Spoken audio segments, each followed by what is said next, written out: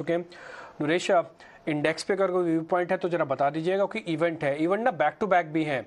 तो कल ना पॉलिसी है और उसके बाद फिर वीकली एक्सपायरी है, उसका फिर गुजरात के इलेक्शंस का वर्डिक्ट आना है। इंडेक्स में उम्मीद तो है कि शायद अपनी रेंज का ब्रेकआउट करेगा। ये ब्रेकआउट होगा या ब्रेक डाउन होगा, इसकी प्रोबेबिलिटी क्या है? 18,400 के नीचे तक, या फिर 18,850 के ऊपर, या फिर फंसे रह जाएंगे?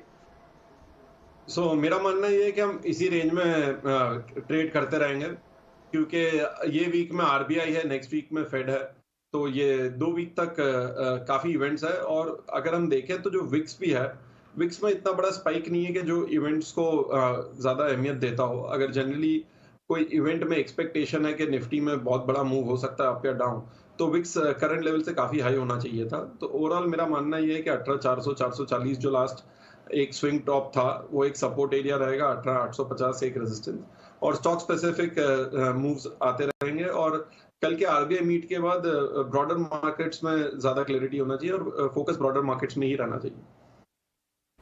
ठीक है, ऑल राइट। तो ये तो स्टॉक स्पेसिफिक एक स्ट्रैटेजी आपको बना के रखनी पड़ेगी नरेश। बिल्कुल बाजार पर ये व्यू रहेगा। हमारे साथ कुणाल बोथरा भी है स्टूडियो से, उनसे भी समझते हैं कि वो इस वक्त क्या स्ट्रैटेजी बना रहे हैं। कुणाल, बैंक्स में, एनबीएफसीज में काफ़ी एक्शन है, एमपीसी से पहले तो ये एक्शन है।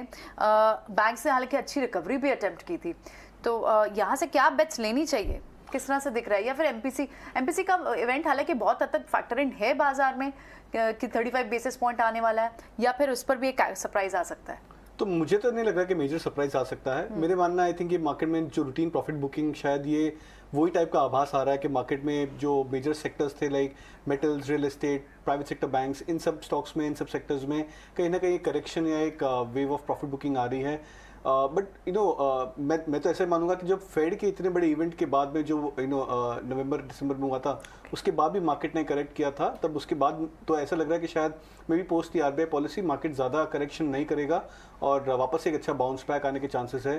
तो हम ब्रॉडली जब हम ऑप्शन डेटा भी स्कैन करते हैं तो ऐसा ही लग रहा है कि 18,500 550 के आसपास एक मेजर सपोर्ट बनता हुआ नजर आ रहा है।